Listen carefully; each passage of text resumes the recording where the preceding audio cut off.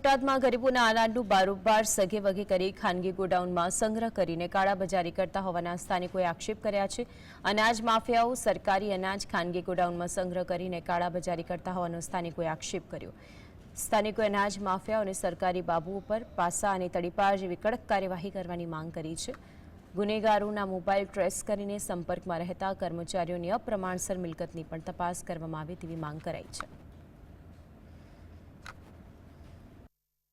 तो साळंगपुर रोड पर कपलीधारनी पासेना विस्तारमां, नवथा हनुमान पासेना विस्तारोमां, हरणकुईना विस्तारोमां, पचीवारियाना विस्तारोमां, पाळियाद रोडे मल्टीप्लेक्स सामेना विस्तारमां, सूर्यगढ़ रेस्टोरंटनी पाछळना विस्तारमां, सरस्वती स्कूल जे तुरखा रोडे छे तेनी बाजुमां बरफना कारखाना पासे आवा अढळक जे छे गोडाउनो बोटादनी धमधमी रह्या छे तेने तंत्रनी कोई बीक नथी। बोटादना जाहेर नागरिको आनी रजूआतो हजारवार करे छे, लाखोवार करे छे, परंतु तेने कोईनी बीक नथी। कारण के आ हप्तो जे छे ते हुं चोक्कसपणे मानुं छुं के गांधीनगर सुधी पहोंचतो होय तो चोक्कसपणे लागी